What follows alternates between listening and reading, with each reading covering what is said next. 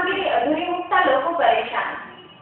ગોસણા વિસ્તારની bank colony ખાતે મહાનગરપાલિકા દ્વારા રસ્તાની કામગીરીનો પ્રારંભ 30 દિવસ પહેલા કર્યો હતો।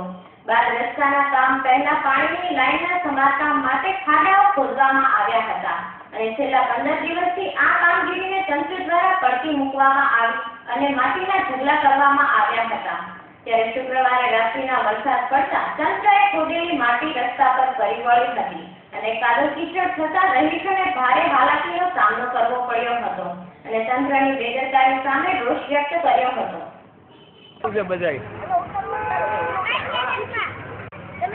હા આવશે ચાલુ છે જો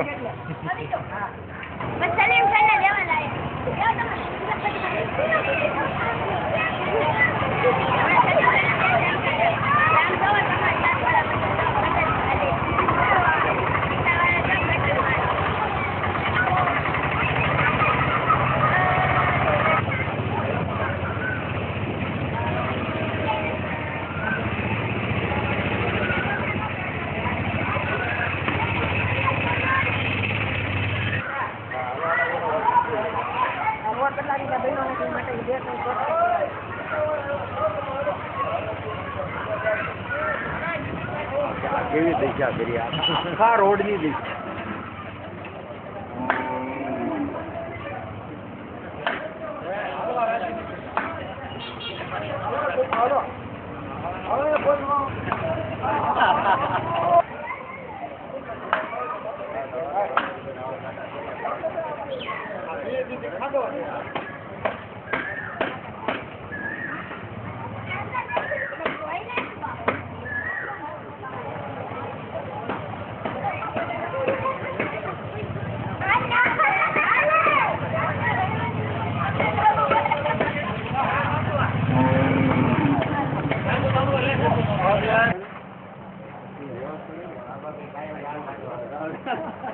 વાહનની હાલત તો જુઓ તમે। કયો વિસ્તાર છે? શું આ રોડની હાલત છે?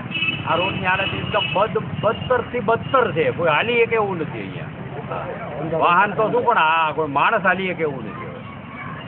કેટલા દિવસના રોડ બન્યો છે? રોડ બને છે લગભગ કેટલા 20 દિવસથી બને છે। હા કાંઈ ઠેકાણું નથી એને બંધ। હા રોડમાં ખાડા જ રહે એક ધારા કોઈ જાતનું કાર્યકરી કરતા જ નથી। આમ બધા એમ કે છે સ્વચ્છ ગુજરાત પણ આ રોડની હાલત જોતા સ્વચ્છ ગુજરાત લાગતું નથી। આ લોકો કાર્ય કરશે ખબર નહીં। ખાડો 20 દિવસથી કર્યો છે પણ એનો કોઈ ઈલાજ નથી। વ્યવસ્થિત ક્યાંક નેતાઓ ઘણા છે તો કોઈ ધ્યાન દેતું નથી। આ રોડ આવે છે સારું બોલીને વ્યા જાય, એને ઈચ્છા એમ છે કે સારું બોલીએ મત આપશે। મતનું કારણ નથી પણ કામ કરો। વિઝિટે તો બધા આવે પણ કાંઈ કોઈ કામ જ કરતું નથી। કામ નથી, માણસો હાલતું બંધ થઈ ગયું છે। અહીંથી પબ્લિક 50% ઘટી ગયું છે। એના હિસાબે અમારા વેપારી લોકો હાવ ભૂકા થઈ ગયા।